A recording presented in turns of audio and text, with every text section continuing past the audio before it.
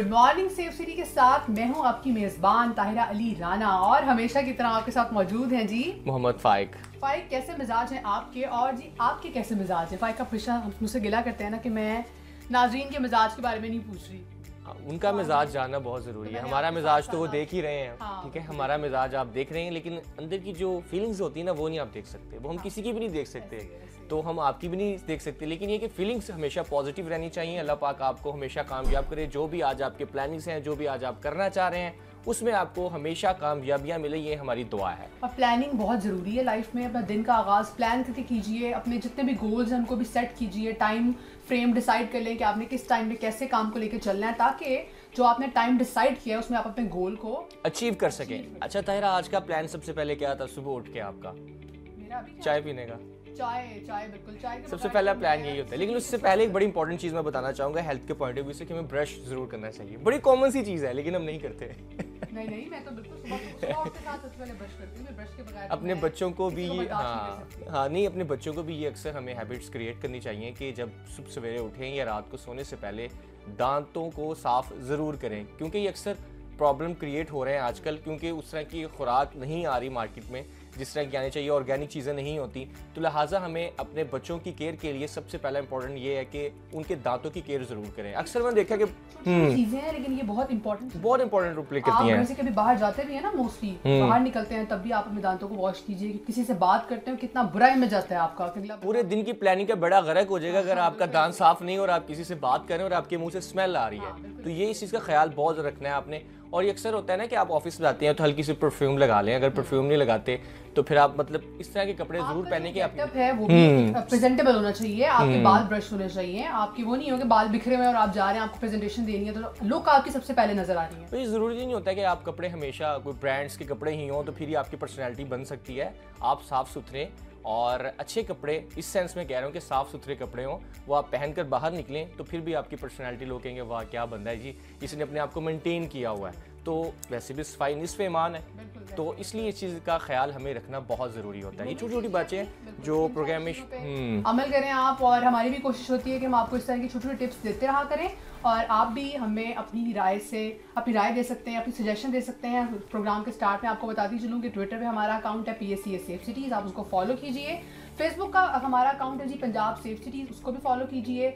हमारे प्रोग्राम्स देखिए और अपनी कीमती आरा से हमें मुस्तफ़ीद करते रहिए, हमें गाइड करते रहिए। और आपको फिर कहते हैं एक दफ़ा गुड मॉर्निंग। लेकिन उन बच्चों के लिए गुड मॉर्निंग आज अच्छी नहीं है कि जिनको ये पता चल चुका है कि कल छुट्टियां ख़त्म हो चुकी हैं, कल से वो लोग स्कूल जा रहे हैं, वो सारी मौजें, वो सारी अय्याशियाँ सब कुछ ख़त्म हो गया। अब ये कि अब आपको कल से स्कूल जाना है। कल से CM साहब ने अनाउंस कर दिया ये चीज़ के कल से स्कूल ओपन हो रहे हैं और स्कूल की जो टाइमिंग है वो 9:30 बजे से स्टार्ट होगी और ऑनवर्ड जो उसके ये 22 तारीख तक, 22 जनवरी तक ये स्कूल इसी तरह ओपन होंगे। और बच्चों को ये हिदायत जारी की गई हैं कि स्वेटर पहन के जाएं, वो तमाम चीज़ें जिनसे सर्दी से बचा जा सकता है वो सारी चीज़ें प्रिकॉशंस लेकर जाएं, ताकि वो जो सर्दी वाला एक एलिमेंट है वो बच्चों को ना अफेक्ट करे और बच्चे महफूज रहें। ज़्यादा ही फील हो रही है तो आप उनको एक्स्ट्रा लेयर दें, स्पेशली बच्चों को। सर्दी लग जाती है और उसके बाद फिर ज़ाहिर बीमार हो जाएंगे आप, तो फिर छुट्टियाँ और ज़्यादा हो जाएंगी। तो एक्स्ट्रा लेयर करके बच्चों को कवर करें। कैप्स पहनाएं, सॉक्स पहनाएं, ग्लव्स पहनाएं बाहर निकलते हुए, क्योंकि अब जैसे आप गर्म घर होते हैं, आप फौरी तौर पर बाहर निकलते हैं तो एकदम से हवा आपको इफेक्ट करती है, तो इसलिए कवर कीजिए। ये बच्चों को वैसे फील नहीं होता, अक्सर हमें भी फील नहीं हुआ करता था बचपन में। नहीं करता, जब बीमार हो जाते हैं ना आप तो बहुत ज़्यादा फील होता है। सही। तो ताहिरा आप क्या बताने वाली हैं अब? अगली खबर जी ये है मेरे पास के अच्छा, किन्नू पसंद है आपको? फाइक, सर्दियाँ और किन्नू ना खाए जाएं, ये कैसे पॉसिबल है? अच्छा, किन्नू का फेस्टिवल हो रहा है सरगोदा में जी। रवा माँ किन्नू का 2 रोज़ा फेस्टिवल हो रहा है। और चूंकि आपको पता है सरगोदा तो वैसे ही मशहूर है, किन्नू बड़ी डिफरेंट किस्म की इकसाम किन्नू की वहाँ मौजूद होती हैं। तो उन 2 रोज़ा में जितनी इकसाम की किन्नू है वहाँ नुमाइश की जाएगी उनकी। सिर्फ किन्नू नहीं होंगे जी, वहाँ पे आपकी इंटरटेनमेंट के लिए बहुत सारी चीज़ें होंगी। कबड्डी का मैच होगा। कबड्डी खेली है फाइक कभी? नहीं, कबड्डी नहीं खेली। अच्छा, वैसे पंजाबी कबड्डी में बड़ा इंटरेस्ट होता है उन लोगों को। कबड्डी बड़ा मुश्किल खेल है, इतना आसान नहीं है। हाँ वो तो है, लेकिन पंजाबियों का वो मेरा ख्याल फेवरेट और बड़ा अच्छा खेल है। हाँ, इसके अलावा जी मुशायरा होगा और भी बहुत से डिफरेंट किस्म के इवेंट्स होंगे वहाँ पे 2 रोज़ा। और इसमें हम जी वज़ीर आज़म समेत बहुत सारे अहम शख्सियात को मदऊ भी किया गया है। तो आप भी अगर सरगोदा के आसपास हैं तो टाइम निकालिए और इवेंट में जाएं और जी किन्नुओं को खाएं और एंजॉय ज़रूर कीजिएगा। फाइक, अगली खबर क्या है? किन्नू से मुझे एक चीज़ याद आ गई है कि अक्सर हम अपनी हेल्थ का ख्याल तो रखते हैं, तो उसमें ये चीज़ भी मेंशन की जाती है जो हमारे हमारे माहिर ग़िज़ाइयात होते हैं वो अक्सर बताते हैं कि यार आप लोगों ने ना सब्जियों का इस्तेमाल ज़्यादा करना है, आपने मीट का इस्तेमाल इतना करना है, दिन में कार्बोहाइड्रेट्स इतने लेने हैं। लेकिन जो अभी ख़बर मेरे पास मौजूद है उसमें बड़ी एक हैरानकुन बात है कि जो एक इंसान है उसको दिन में तकरीबन 70 से 80 किलोग्राम जो सब्ज़ी है, दिन में नहीं सो रही, साल में 80 किलोग्राम सब्ज़ी उसे रिक्वायर्ड होती है, वो खानी चाहिए उसको सब्जियां। लेकिन पाकिस्तान में इसकी शरह बहुत कम है, 50 किलोग्राम के करीब जो एक पाकिस्तानी एक साल में सब्जी का उन्होंने जो औसतन निकाला है। अच्छा। तो उसका ये बड़ा एक कम मार्जिन है उसके मुकाबले में। हाँ, सिर्फ 50 किलोग्राम वो सब्जी खाते हैं। और इसी तरह चीन में 315 किलोग्राम वो सब्जी खाते हैं। तो वो लोग इसीलिए एक्टिव भी थोड़े रहते हैं और उनका माइंड शार्प भी होता है। लोग तो कच्ची सब्जियां भी बहुत खाते हैं, लेकिन हम सब्जियां बहुत कम खा रहे हैं। हम गोश्त खोरे शायद ज्यादा, शायद है ना, गोश्त ज्यादा पसंद करते हैं। लेकिन गोश्त के साथ साथ आप सब्जी भी खाएं। बैलेंस डाइट हमारी हम हमेशा एक रिकमेंड करते हैं आपको कि चीज़ों को बैलेंस में लेके चलें। तो सब्जी ज़रूर खाएं और सब्जी के तो बहुत बहुत फ़ायदे हैं। हर सब्जी में अल्लाह ताला ने बहुत मतलब इतने सारे विटामिन, कार्बोहाइड्रेट्स और बहुत सारी चीज़ें हमने रखी हुई हैं।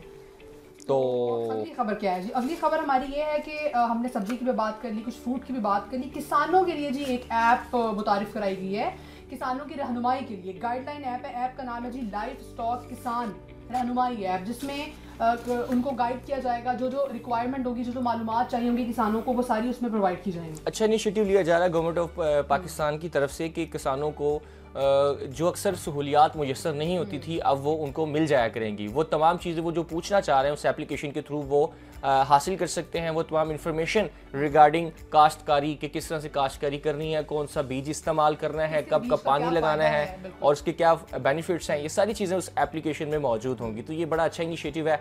तो आप लोग आजकल सारे डिजिटल हैं, तो गांव में भी ज़्यादा से ज़्यादा एप्लीकेशन का इस्तेमाल हो सकता है क्योंकि हर बंदे के पास स्मार्टफोन है। हाँ, तो हो रही है तो इंटरनेट बिल्कुल। तो ये थी हमारे पास आज की खबरें। अभी हमें चलना होगा ब्रेक की जानिब। ब्रेक के बाद फिर आपसे होती है मुलाकात।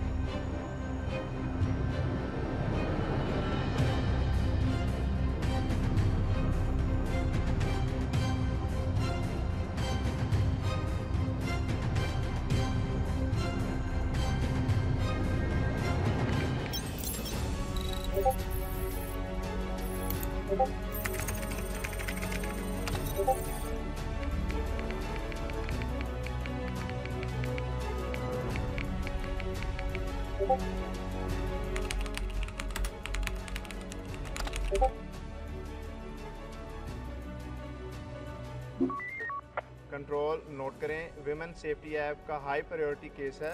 एक खातून को पब्लिक ट्रांसपोर्ट में एक लड़का हरास कर रहा है। लोकेशन शेयर कर दी है, फौरी रिस्पॉन्ड करवाएं। Over.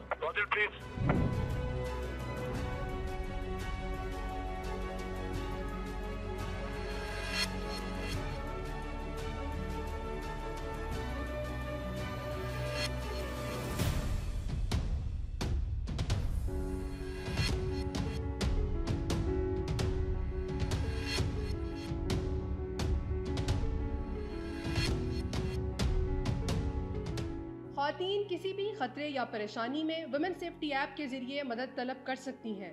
Punjab police women safety app download करें और अपना तहफ़्फ़ुज़ यकीनी बनाएं।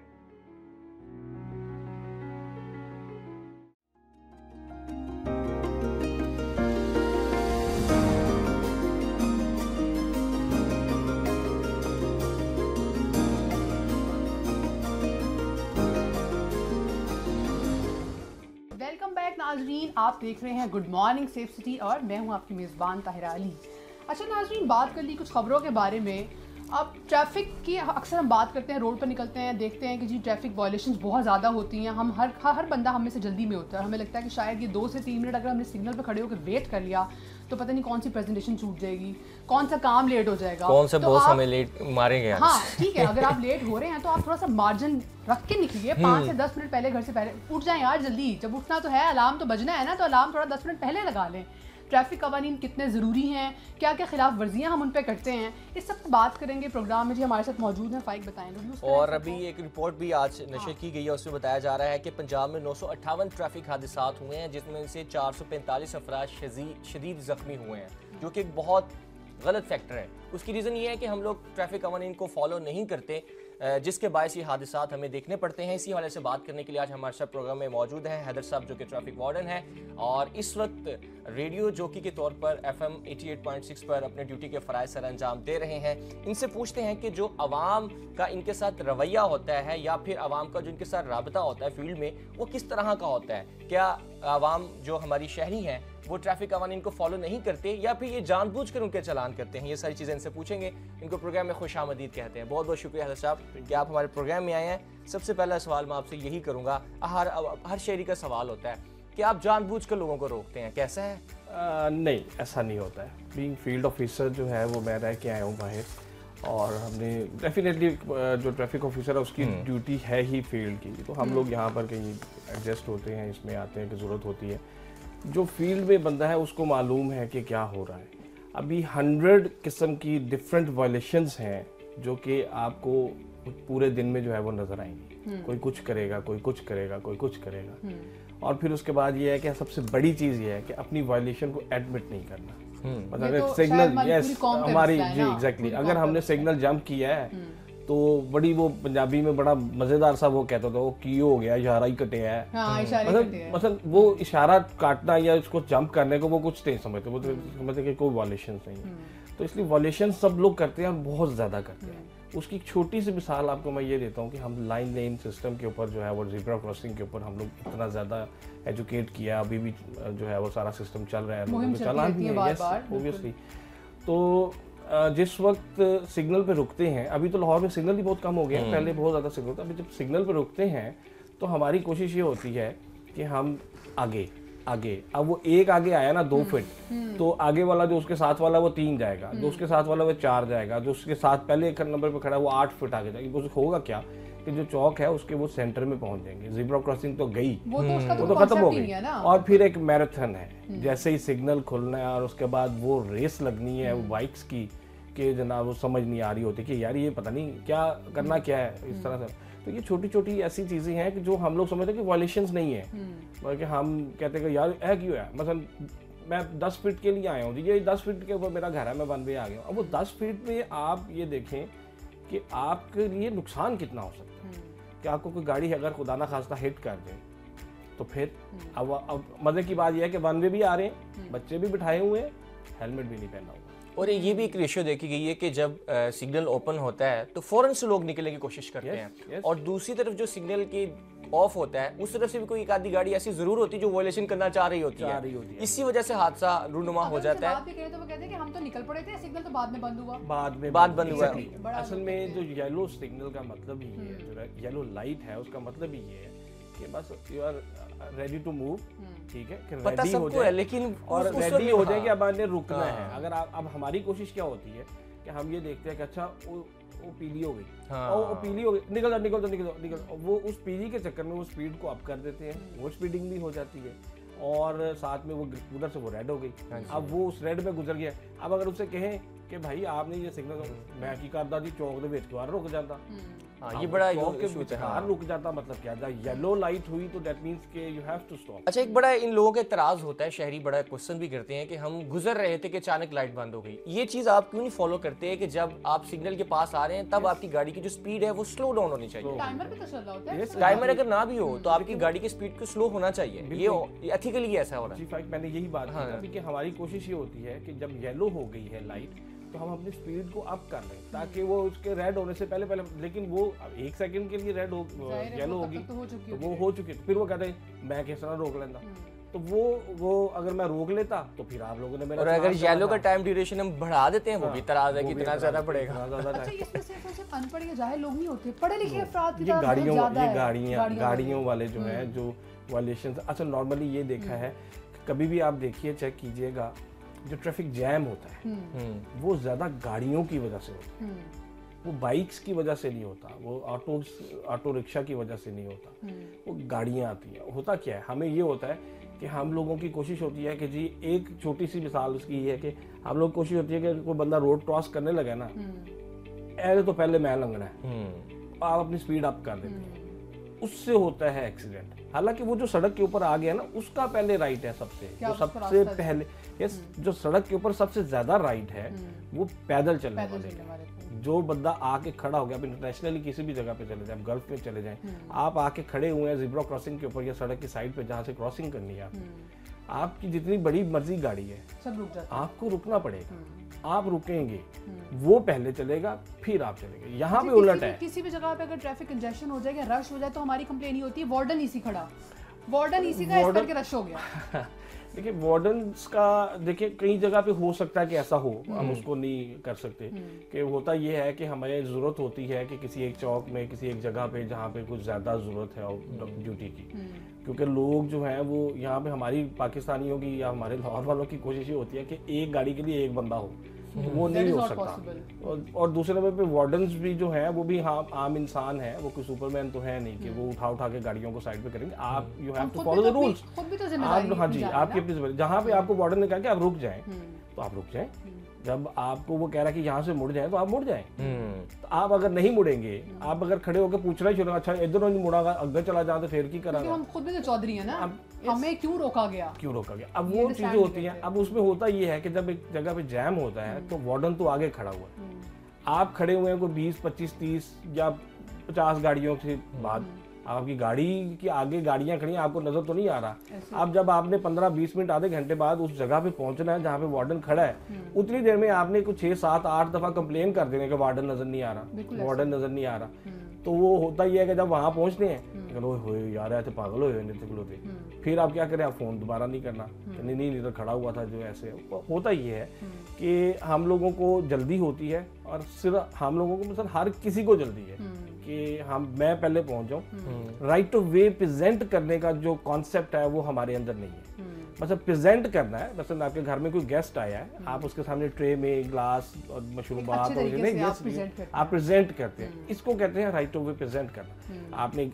जगह से जा रहे हैं, दूसरी साइड से गाड़ी आ रही है, आप दोनों बराबर आ गए हैं, आप अपनी गाड़ी को रोकें, उसको बड़ी इज्जत से रिस्पेक्ट से कहेंगे प्लीज।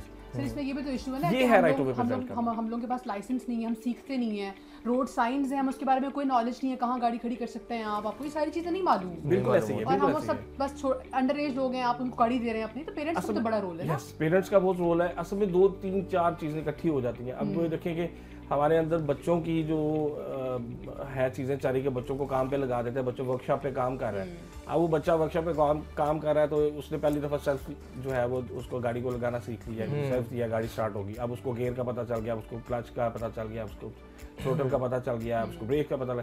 अब उसने कहा अच्छा चल छोटे गड्डी तो रहा जरा, अब वो गड्डी तोड़ी, उसने 1 दफा चलाई, 2 दफा चलाई, एट द एंड क्या हुआ, तो वो बच्चा ड्राइवर बन गया, गाड़ी चलानी आ गई उसको।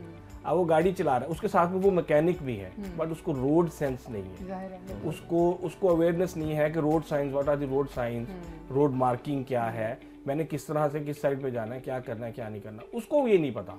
उसके लिए उसको क्लासेस की जरूरत है, उसके लिए उसको एजुकेशन की जरूरत है। इसमें हमारी एजुकेशन टीम जो है CTPL की, वो काफ़ी देर से, तकरीबन हम 18 साल होने वाले हैं हमें, हम इसमें जो है वो कर रहे हैं, अवेयरनेस दे रहे हैं, लेकिन उसके बावजूद बहुत ज्यादा जरूरत है। सिविक सेंस है ना, जो ये हमारे घर पेरेंट्स से अब आगे एग्जैक्टली अब आगे बात बच्चों की, और अब बच्चों की और पेरेंट्स की बात आ गई, जिन्होंने अपने बच्चों को जो है वो ड्राइव की इजाज़त दी।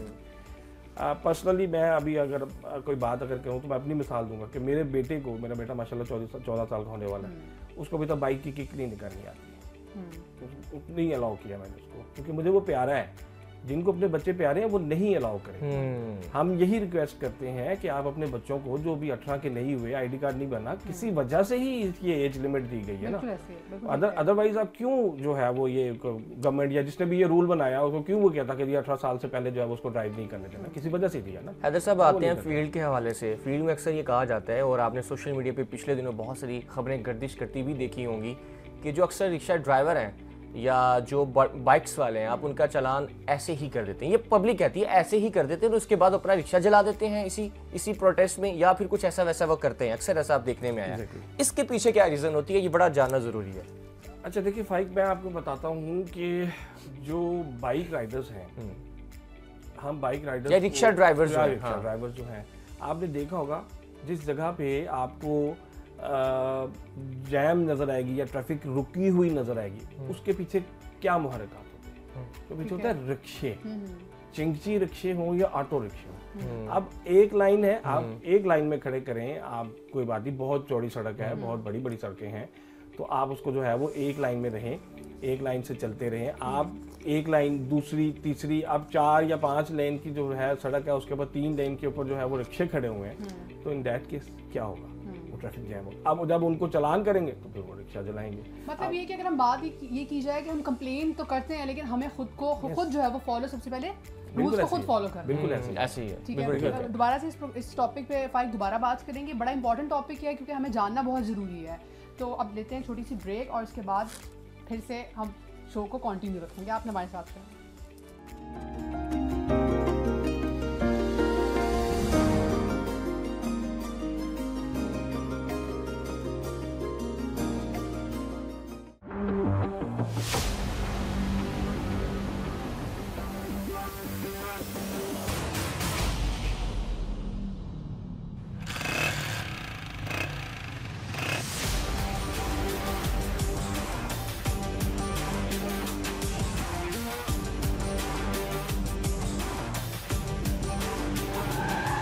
चल जल्दी कर यार, इसको भी अभी बंद होना था यार।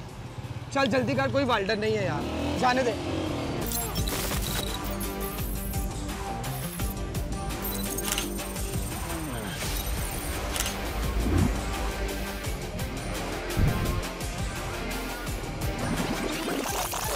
इसको भी अभी बंद होना था यार। चल जल्दी कर, कोई वाल्डर नहीं है यार, जाने दे। सेफ सिटीज अथॉरिटी के खुदकार निज़ाम के जरिए सिग्नल की खिलाफ वर्जी, over speeding, one way violation, lane line और जेब्रा क्रॉसिंग की खिलाफ वर्जी पर ई चालान किए जाते हैं।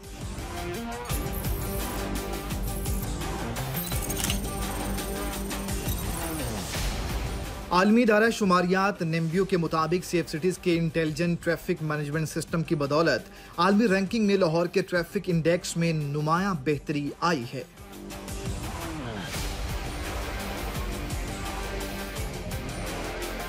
सड़क पर ट्रैफिक कानून की पासदारी महफूज सफर की जमानत है। ट्रैफिक कानून की पासदारी कीजिए और सेफ रहिए सेफ सिटी के साथ।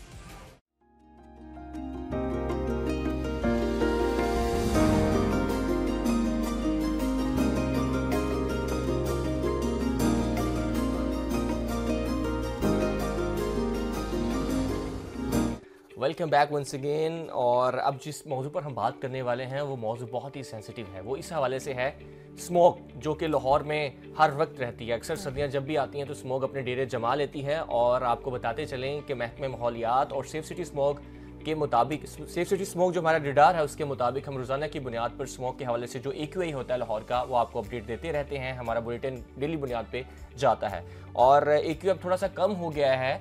और जो माहौल में ये जो तब्दीलियाँ रूनुमा हो रही हैं, ये आखिर क्यों हो रही हैं, इसके पीछे क्या वजूहात हैं और ये कब तक रहेगा लाहौर में या फिर दूसरे जो डिस्ट्रिक्ट हैं पाकिस्तान के, इसमें ऐसा क्यों हो रहा है और ये माहौल कब से बेहतर कर सकते हैं। इसी हवाले से बात करने के लिए आज हमारे साथ प्रोग्राम में मौजूद हैं फारूक आलम साहब, जो कि डिप्टी डायरेक्टर हैं, एनवायरनमेंट डिपार्टमेंट से उनका ताल्लुक है। उनको प्रोग्राम में खुश आमदीद कहते हैं। उनसे पूछते हैं इन तमाम सवालात के जवाबात। सर बहुत शुक्रिया, आप हमारे प्रोग्राम में आए, आपको वेलकम कहते हैं।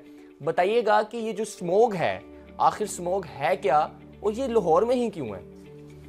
थैंक यू वेरी मच जी फॉर इनवाइटिंग। बेसिकली स्मोक हमारी जो इंसानी इंटरवेंशंस हैं उसका नतीजा है।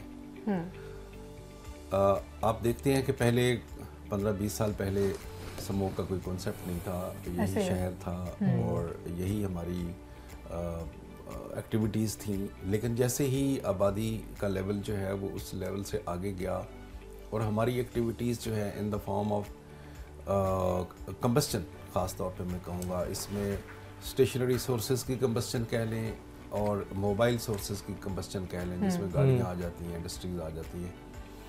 इंडस्ट्री छोटे लेवल से लेके बड़ी लेवल पे है और गाड़ी छोटे लेवल से लेके बड़े लेवल पे है। इनका जब बहुत ज़्यादा थ्रस्ट बढ़ता गया जी जी, तो फिज़ा की एक प्यूरिफिकेशन की एक अपनी कैपेसिटी होती है। तो जैसे वो कहते हैं ना कि चलता पानी साफ होता है, वो उसकी भी एक कैपेसिटी, इसलिए वो कहा जाता है कि उसकी एक कैपेसिटी होती है। आप कोई चीज़ उसमें फेंक देते हैं तो वो with the passage of flow के साथ साथ थोड़ी देर के बाद वो पानी उसको वो डाइल्यूट करके वो उसको साफ क्लियर कर देता है। इसी तरह से फ़िज़ा में आप कोई धुआं छोड़ते हैं, कोई चीज़ ऐसी छोड़ते हैं, तो फ़िज़ा की एक अपनी कैपेसिटी है कि वो उसको मतलब डाइल्यूट करके वो डिस्पर्स कर देती है, साफ कर देती है। लेकिन जब आप एक ख़ास हद से ज़्यादा जब उसके अंदर कोई चीज़ छोड़ देंगे फ़िज़ाई आलूगी, उसकी बर्दाश्त से बाहर हो जाती है। सो कोई सालों से तकरीबन 2014-15 से लेके ऑनवर्ड हमारी जो इंसानों की जो धुआं फेंकने की जो मिकदार है वो हमने इतनी ज़्यादा उसमें फेंक दी है कि जो हमारी फ़िज़ा की कुदरती वो साफ़ करने की सलाहियत है वो ख़त्म हो चुकी है। तो ऑब्वियसली वो फ़िज़ा के अंदर धुआं जो है वो मुअल्लक रहता है, वो सारी चीज़ें जो हम छोड़ रहे हैं वो उसमें मुअल्लक रहती हैं। और ख़ास तौर पे ये जो हमारे 3 महीने होते हैं, नवंबर, दिसंबर और अक्टूबर, 3 महीने, इसमें टेम्परेचर के डिफरेंस की वजह से चूँकि टेम्परेचर लोअरिंग हो जाती है और वो जो कहीं भी जो धुआं हम छोड़ रहे होते हैं किसी भी फॉर्म में, वो कहीं नहीं जाता, वो फ़िज़ा में सस्पेंड रहता है और खड़ा हो जाता है और अकुमुलेट होता जाता है रोज़ाना की बेसिस पे। पहले अकुमुलेट हुआ है, हमने और फेंक दिया, वो भी अकुमुलेट हो गया, और फेंक दिया, वो भी अकुमुलेट हो गया, बहुत सारी चीज़ें कंबाइन होती हुई तो वो हमारा एयर क्वालिटी इंडेक्स 100 हुआ, 200 हुआ, 300 हुआ, 400 हुआ, 500 हुआ, ये बढ़ता रहता है। फारूक साहब बताइएगा कि इसको ख़त्म किस तरह से किया जा सकता है? क्या आने वाले वक्तों में इसकी कमी का कोई इम्कान है? देखिए, इसका जो हल है वो भी बिल्कुल इसका क्वाइट अवश्य है जो हमने किया है। हमने जितना लोड इसमें फेंका है, हम उस लोड को उस हद तक लेके आए जो हमारी इसकी साफ करने की बर्दाश्त है फ़िज़ा की, तो साफ हो जाएगा। तो ये मुश्किल काम है, क्यों? इसमें देखें हमारी तरक्की का ताल्लुक है इससे, गाड़ी चलती है उसका ताल्लुक भी हमारी कमर्शियल और मुआशी एक्टिविटीज़ के साथ है, इंडस्ट्री चलती है उसका भी हमारा उसके साथ ताल्लुक है। आप जब पॉल्यूशन रिडक्शन की बात करते हैं तो इसका मतलब ये हुआ कि आप या तो प्रोडक्शन रिडक्शन की बात करते हैं या आप जो है वो टाइमिंग कम रिडक्शन की बात करते हैं। तो आप ये प्रोडक्शन की आप बात कर रहे हैं, तो क्या हम उन इंडस्ट्रीज़ को शहरों से बाहर नहीं शिफ्ट कर सकते? या वो ज़िगज़ैग टेक्नोलॉजी का अक्सर हम फाइट सुनते हैं, तो वो क्या टेक्नोलॉजी है, उससे कुछ बेहतरी नहीं आ सकती इसमें कि प्रोडक्शन भी चलती रहे और हम माहौल को भी कुछ हद तक बेहतर कर लें? देखें, शहर से दो बातें आपने की, ज़िगज़ैग टेक्नोलॉजी और शहर से बाहर। ज़िगज़ैग टेक्नोलॉजी का मैं पहले जवाब दे देता हूँ। ज़िगज़ैग टेक्नोलॉजी हमारी ना बेसिकली एनर्जी सेविंग टेक्नोलॉजी, जिससे तकरीबन को 30 से 35% फ्यूल सेव होता है। ठीक है। फ्यूल सेव होता है का मतलब क्या है कि आपकी इमिशन का लेवल उतना रिड्यूस हो जाता है। यानी अगर आपने 1 टन कोल जलाना था तो अब आपको 700 kg आप कोल जलाएंगे तो इट मीन कि 300 kg कोल आपने बचा लिया अगर आपने ज़िगज़ैग टेक्नोलॉजी से। लेकिन वो मसला ये है कि वो हमारे शहर के अंदर नहीं है, वो शहर से काफ़ी दूर भट्टे हैं जिनकी टेक्नोलॉजीज़ के ऊपर हैं। ऑब्वियसली उनका कंट्रीब्यूशन इतना ज़्यादा नहीं है, उनका मतलब 5 से 10% उनका रोल है। ठीक है, मतलब कितने परसेंट ये वो कम कर लेगा इस पोल्यूशन जी जी, वो इतने परसेंट उसको कम कर देगा। वो ऑलरेडी EPA जो है वो उसके ऊपर वो बहुत ज़्यादा उनको टाइट भी कर चुका है और तकरीबन 50 से 60% जो बटे हैं वो ज़िगज़ैग के ऊपर चल रहे हैं। ठीक है।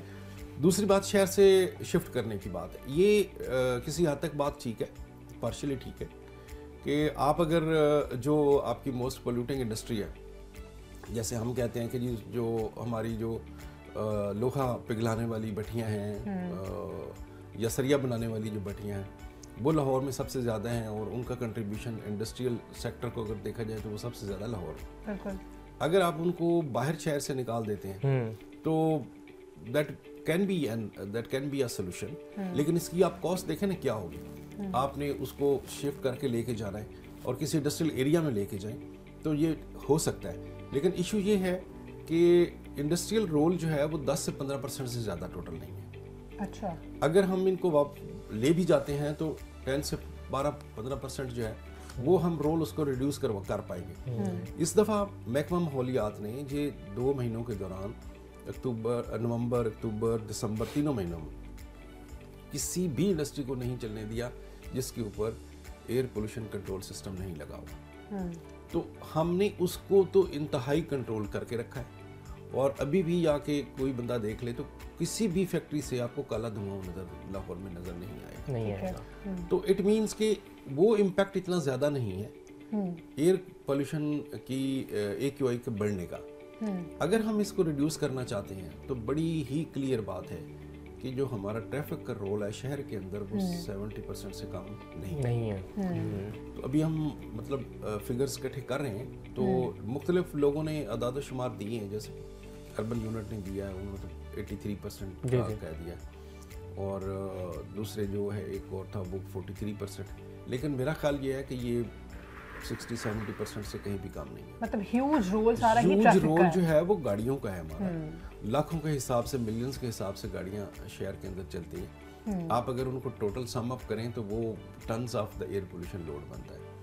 वैसे कहा जाता है कि नहीं ये गाड़ी तो साफ सुथरी है, नई गाड़ी है हमारी, यूरो 5 हैं 6 हैं वगैरह। यूरो 5 और 6 तब होती है जब वो फैक्ट्री से निकलती है।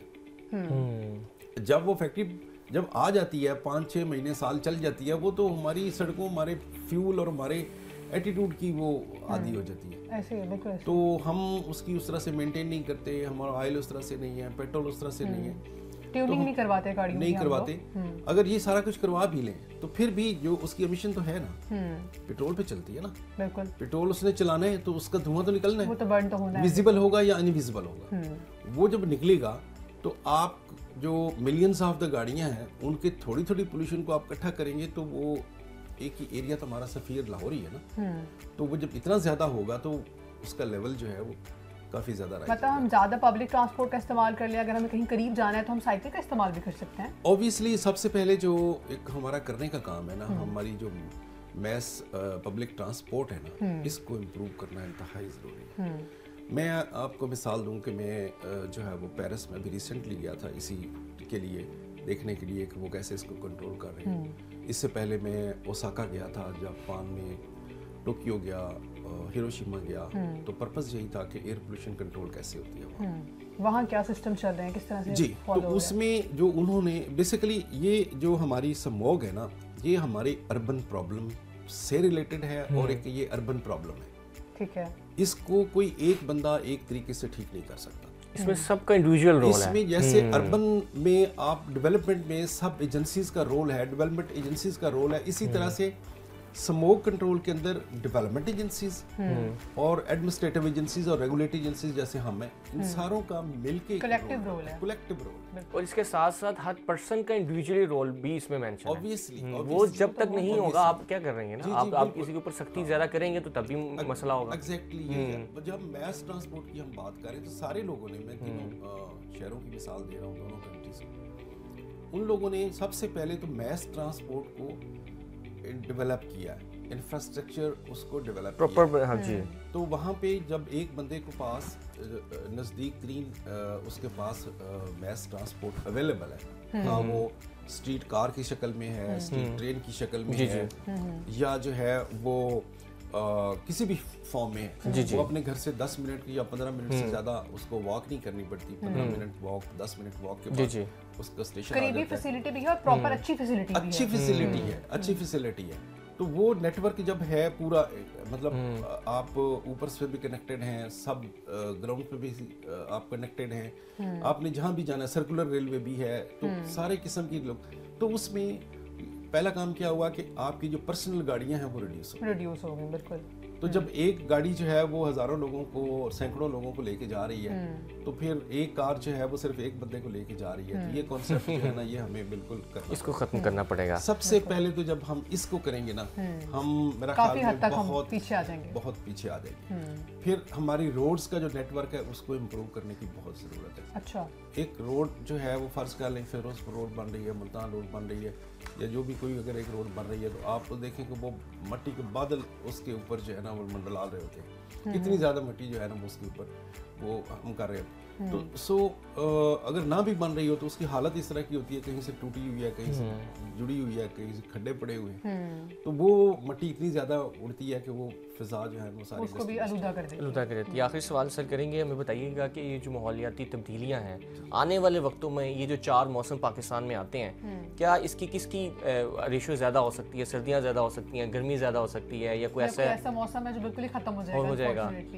इस सिचुएशन में माहौलियाती तब्दीलियां बड़ी तेजी से हो रही हैं। माहौलियाती तब्दीली नाम ही इसी चीज़ का है कि ये प्रेडिक्टेड नहीं हो पा रहा कि वो पॉजिटिव की तरफ जाएगी, नेगेटिव की तरफ जाएगी। वो अनप्रेडिक्टेड शिफ्ट हो जाता है। सम टाइम आपकी गर्मी लंबी हो जाती है, सम टाइम आपकी सर्दी लंबी हो जाती है। अच्छा, अभी तक प्रेडिक्टेड ही है ये प्रेडिक्टेड है। अच्छा। इसमें पहले हमने इसको नाम दिया ग्लोबल वार्मिंग का। ग्लोबल वार्मिंग हम यही कहते रहे कि जी कि ये हमारा टेम्परेचर बढ़ रहा है जी, ऐसे होगा, पोल्यूशन हम करेंगे, ऐसे होगा, हमारी टेम्परेचर बढ़ जाएगा। फिर बाद में पता चला नहीं, वो तो कहीं टेम्परेचर बढ़ रहा है, कहीं कम हो रहा है। तो इसलिए हमने उसका नाम जो है ना माहौलियाती तब्दीली, क्लाइमेट चेंज का नाम दिया। तो क्लाइमेट चेंज का इसीलिए नाम दिया गया कि वो ज़रूरी नहीं कि टेम्परेचर आपका बढ़े, सम टाइम बढ़ जाता है, सम टाइम कम हो जाता है, किसी जगह पे बढ़ जाता है, किसी जगह पे कम। तो ये जो मसनूई बारिश की जा रही है, इसका भी कोई रोल होता है, मसनूई बारिश का? देखिए, जो मसनूई आप समझते हैं इससे स्मॉग खत्म हो जाएगी अकॉर्डिंग टू एक्सपर्ट्स? अच्छा, पार्शियली इसको ले लेते हैं। इसमें अगर तो देखें, आप उस तरह से सक्सेसफुल हो जाते हैं जिस तरह से हमारी नेचुरल बारिश होती है उस मैग्नीट्यूड के साथ, तो फिर तो डेफिनेटली वो ख़त्म हो जाएगी ना। लेकिन चूँकि इसकी कॉस्ट को भी देखना चाहिए कि इसकी कॉस्ट इतनी बड़ी है और कितने लेवल पे, ये कितने बड़े एरिया पे हम बारिश कर पाए, और ये कितने दिन तक इसका इफेक्ट रहेगा अगर एक दफा बारिश और उसका इफेक्ट ये है कि देखें, जो फिजा है ना वो आपस में तो जुड़ी हुई है ना। आप अगर 1 किलोमीटर स्क्वायर 5 किलोमीटर लेट से कर भी देते हैं, 10 किलोमीटर स्क्वायर पे आप कर लेते हैं, तो वो उसका जो वॉश डाउन इफेक्ट है वो हुआ। जब उसके गिर्द सारी हवा खराब है तो वो उसको आके ओवरलैप करेगी, तो उसका इम्पैक्ट थोड़ी देर के लिए रहेगा। मतलब ये कि वही कि रूट कॉज को जब तक हम खत्म नहीं करेंगे, ये हम वक्ती तौर पे 1-2 दिन का तो फायदा उठा सकते हैं। ये 1-2 दिन का फायदा है, मैक्सिमम 3 बारिश होती है ना, जब भी नेचुरल बारिश भी होती है तो 1 हफ्ते से ज्यादा उसका इम्पैक्ट नहीं रहता। Sir thank you so much, बहुत शुक्रिया, आपसे बड़ी कीमती बातें हमें पता चली। Thank you so much sir, thank you. तो आपने जाना कि माहौलियाती आलूदगी को हम किस तरह से कम कर सकते हैं और इसमें हम अपना रोल किस तरह से प्ले कर सकते हैं। इंडिविजुअली हर किसी को अपना रोल प्ले करना है, तभी सब हम मिल के इस आलूदगी को कम कर सकते हैं। So right now we will take a break and we will right back.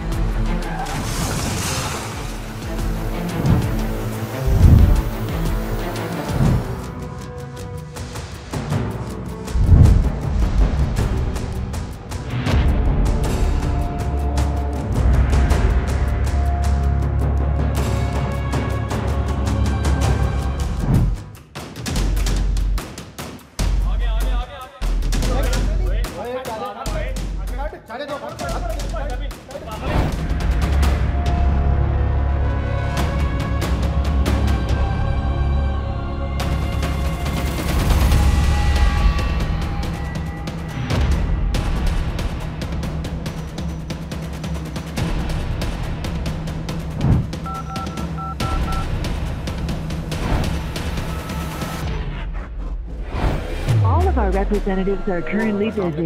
Please stay on the line. अस्सलाम वालेकुम, इमरजेंसी 15 हेल्पलाइन। जी सर, क्या हेल्प चाहिए? एक बंदा ना मुझे बार बार फ़ोन करके ना अपना उधार वापस मांग रहा है। मोहतरम, ये एक इमरजेंसी हेल्पलाइन नंबर है, इस पर गैर ज़रूरी कॉल से गुरेज करें।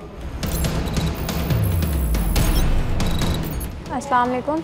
जी मैडम, बताइए हम आपकी क्या मदद कर सकते हैं? हम यहाँ एक रेस्टोरेंट में हैं और एक लड़का हमें हरासा कर रहा है, उसने हमारी पिक्चर्स भी ली हैं। आप परेशान ना हो, अभी पुलिस आपके पास भिजवा रही है। कंट्रोल फ्रॉम IC3, एक लड़का रेस्टोरेंट में लड़की को हरासा कर रहा है। एक्सीडेंट हो गया है, फौरन पहुंचे। लड़ाई हो रही है, इमीडिएटली रिस्पॉन्ड कीजिए। गुमशुदा बच्चे ने नीले रंग की शलवार कमीज पहनी हुई है।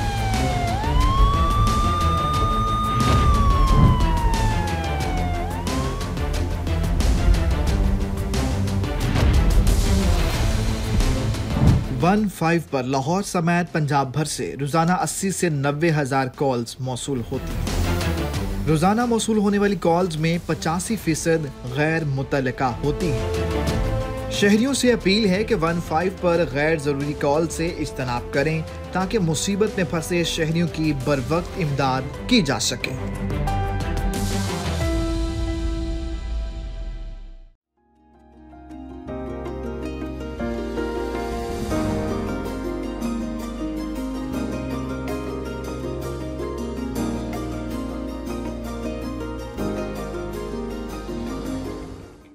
जी हाँ, आपको फिर एक दफ़ा खुशामदीद कहते हैं। और अब जो हम मौजू नहीं बल्कि अब जो सेगमेंट का आगाज़ हम करने वाले हैं वो आप सब बेहतर जानते हैं। जिन्होंने पहले देखा होगा उनको तो पता होगा, और जो अभी भी देख रहे हैं उनको बताते चलें कि अब जो आखिरी हमारा सेगमेंट है वो होता है जी दिलचस्प और अजीब और गरीब खबरें। मैं तो ये कहता हूँ। अच्छा फाइक, खबरें शेयर करते हैं। सबसे पहले तो आप मुझे ये बताएं कि आपकी अम्मा आपको सौदा सलफ या सब्जी लेने भेजती है? हाँ, एब्सोल्युटली। हर जो मर्द, हर वो लड़का जब पैदा होता है इस दुनिया में आता है, उसके बाद सबसे पहला काम उसका यही होता है, बेटा 10 रुपए का दही ला दो। और सबसे बड़ा मेरा ख्याल है मर्दों का मसला भी यही होता है। दही 10 का तो वैसे नहीं मिलता, अब तो नहीं मिलता 10 रुपए का दही। अच्छा, सबसे इंसल्टिंग फेस जो लड़कों के लिए ये होता है कि वो दुकान पे जाते हैं और आके जाके कहते हैं कि 10 रुपए का धनिया दे दें, साथ मिर्ची भी दे दें, साथ अगर हो सकता है तो कुछ एक प्याज वगैरह भी कुछ डाल दें। सब्जी लेनी है तो उसमें तो अम्मा ने कह के भेजना होता है कि बेटा धनिया भी डलवा के लेके आना है और 2-4 मिर्ची भी डलवा के। और बंदा ना वो थोड़ा घबरा रहा होता है, लड़का ना अपने अंदर एक रिस्पेक्ट रखता है, वो अपनी तरफ से समझ होता है कि मैं बड़ा कोई बहुत बड़ा ना एक महान इंसान हूँ, अगर मैं शॉप पे जाके ये चीज़ें मांगूंगा ना उससे मैं इंसल्ट ना कहीं हो जाए, मुझे इसके पैसे पे कर रहे हैं। लेकिन वो खवातीन की ये बाकी में कमाल है कि जब वो शॉपिंग करने जाती हैं, कोई चीज़ लेने जाती हैं, तो वो एक चीज़ जो 5000 की वो 1200 में लेके आती हैं। तो जो साथ मर्द गया होता है उसको देखते कि ना बड़ा वो शर्मिंदा हो रहा होता है, निकलने की कोशिश कर रहा था मैं कहीं से यहाँ से निकल जाऊँ, मैं ऐसे शो करूँ कि मैं तो इन खातून को जानता नहीं हूँ, ये कौन है, मैं नहीं जानता। अच्छा मुझे ये बताएं कि मेरा ख्याल है टमाटर इन्फॉर्मेशन आपके पास काफी है सब्जियों के बारे में। टमाटर का क्या समझते हैं, क्या क्या रोल है? टमाटर जो है ना वो सबसे इम्पोर्टेंट रोल प्ले करता है। वो ये रोल प्ले करता है कि अगर किसी को आपने मारना हो तो तब भी टमाटर काम आता है, अगर खाना है तब भी टमाटर काम आता है, लेकिन अगर आपने जंग करनी है किसी के साथ तो तब भी टमाटर काम आ सकता है। इसका नुकसान कोई नहीं है ना। नाज़रीन परेशान हो गए कि इसका नुकसान नहीं है ना। टमाटर जंग में कहाँ इस्तेमाल होने लगा? हाँ, जंग में इस्तेमाल होता है। ये हमारे पास बड़ी इंटरेस्टिंग खबर है कि जी स्पेन में हर साल टमाटरों की जंग होती है। टमाटरों की जंग होती है। 1945 में स्पेन का एक कस्बा था बनोल नामी, वहाँ पे 2 भाई घर से इसी तरह से सौदे की बात की ना हमने, टमाटर लेके जा रहे थे, रास्ते में शॉपर फट गया, टमाटर सारे गिर गए। हाँ। तो ये था बेसिक जहाँ से ये एक उनके दिमाग में एक आइडिया आया उनके इलाके के लोगों का। शॉपर जब फटा और वो टमाटर सारे नीचे गिरे तो उन्होंने सोचा कि खेलना शुरू करते हैं। वो बच्चे आपस में टमाटरों से खेलने लग गए और मतलब इतनी छोटी सी एक चीज थी जिससे वो उनके इलाके के लोगों ने ये एक आइडिया लिया और उसके बाद वो हर साल वहाँ पे एक लेगेसी बन गई। हाँ, हर साल वहाँ पे मतलब यूरोप के और भी कंट्रीज से लोग यहाँ पे आते हैं और 1 घंटा पूरा ये वॉर चलती है और टन्स के हिसाब से वहाँ टमाटर लाए जाते हैं और देखा ये जाता है कि टमाटर थोड़ा सा वो जैसे कहते हैं ना सख्त ना हो, वो हल्का जो होवे, मतलब मारो तो चंगा, मतलब वो एक अच्छा माहौल बन जाए ना। टमाटर जाया करते हैं वैसे। हाँ, इतने सारे हम 5 रुपए टमाटर खा लिए तो कहते हैं हांडी से पानी से जाया करता है। हम तो साल भर बल्कि साल क्या बल्कि स्टोर कर लेते हैं हम तो। हाँ, आजकल ये बड़ा ट्रेंड है कि लेकिन ये एक एडवेंचर है उनका और ये उनका तरीका, एक बड़ी इंटरेस्टिंग सी न्यूज़ थी, मैं सोचा आज आपसे शेयर कर लें। अच्छा, दूसरी खबर क्या है? दूसरी खबर ये कि जी सर्दी तो चूंकि बहुत हो चुकी हुई है, तो अब आपको बताते हैं कि दुनिया का सबसे सर्दतरीन शहर कौन सा है। बड़ी इंटरेस्टिंग खबर। ये रशिया। हमने इससे पहले वो अंटार्कटिका की बात की थी। हाँ, वो तो मेरे ख्याल में सबसे ज्यादा जो है ना वो बरे-आज़म था, लेकिन बात सबसे सख्त था, वहाँ पे रिहाइश नहीं है, लोग रहते हैं ना वहाँ पे। अब हम आपको वो शहर बताएंगे कि जहाँ पे लोग रहते हैं। सिटी है प्रॉपर रशिया का साइबेरियन सिटी है ये, इसका नाम है जी याकुत्स्क। और यहाँ पे टेम्परेचर जो एवरेज देखा जाता है वो -64.4 तक यहाँ पे टेम्परेचर गया। तो ये बड़ी इंटरेस्टिंग बात है, फिर लोग किस तरह से सर्वाइव कर रहे होंगे वहाँ पे, सर्वाइव करते हैं बिल्कुल जहाँ पे रहते हैं। वो धूप को तरस रहे होंगे और अल्लाह का शुक्र है कि हमारे मुल्क में चारों मौसम है, सर्दियों में भी धूप निकलती है और हम उसको एंजॉय करते हैं। विटामिन के जो कि बड़ा इंपॉर्टेंट रोल, विटामिन डी बड़ा इंपॉर्टेंट रोल प्ले करता है, वो भी हम ले रहे होते हैं। तो उन मुल्कों में ये फिर मेरे ख्याल में विटामिन डी वगैरह की कमी होती होगी और वो शायद 2 से 3 घंटे वहाँ पे सूरज निकलता है, वो भी आप सोच सकते होंगे कितना कोई अच्छा है उसकी वो रेज होती होंगी। और वहाँ के लोगों के बारे में मैं पढ़ भी रही थी और कुछ लोगों का इंटरव्यू में मैंने सुना वो इतने खुश हैं, मतलब वो उस एटमॉस्फेयर का हिस्सा हैं, उसको एक्सेप्ट कर चुके हैं और उस पर कोई कंप्लेन नहीं कर रहे थे। वो वेरी हैप्पी। और मैंने सोचा कि यार मतलब अल्लाह ने हमें इतनी नेमतें दी हुई हैं, इतनी सारी चीज़ें हमारे पास हैं और हम फिर भी कंप्लेन कर रहे होते हैं। सर्दी थोड़ी ज़्यादा क्यों हो गई, ये गर्मी बहुत ज़्यादा हो रही है, अल्लाह मियाँ गर्मी क्यों है, अब सर्दी हो जानी चाहिए, तो हम कंप्लेन या शिकायत बहुत ज़्यादा करते हैं। तो खुश रहना सीखिए आप लोग। और ये देखें कि इतने टेम्परेचर में वो लोग गाड़ियाँ फाइक उनकी मतलब 30 मिनट से ज़्यादा अगर गाड़ी अगर वो मतलब चलती रखते हैं ना, ऑन रहती है, ऑफ नहीं करते। अगर ऑफ करेंगे ज़ाहिर बात है 30 मिनट से ऊपर चलेगी तो वो गाड़ी उनकी मेरे ख्याल स्नो फॉलिंग तो हर वक्त मेरे ख्याल में चलती होगी वहाँ, तकरीबन हर वक्त चलती रहती है। तो आप लोग भी जो है वो शुक्र अल्लाह का अदा कीजिए जो अल्लाह ने नेमतें दी हैं उनको, और उनका इस्तेमाल किए और हर हाल में खुश रहना सीखिए। इसी के साथ हमें दीजिए इजाज़त। नए मॉर्निंग शो के साथ हाजिर होंगे। अपना बहुत सारा ख्याल रखिएगा। अल्लाह हाफ़िज़। अल्लाह हाफ़िज़।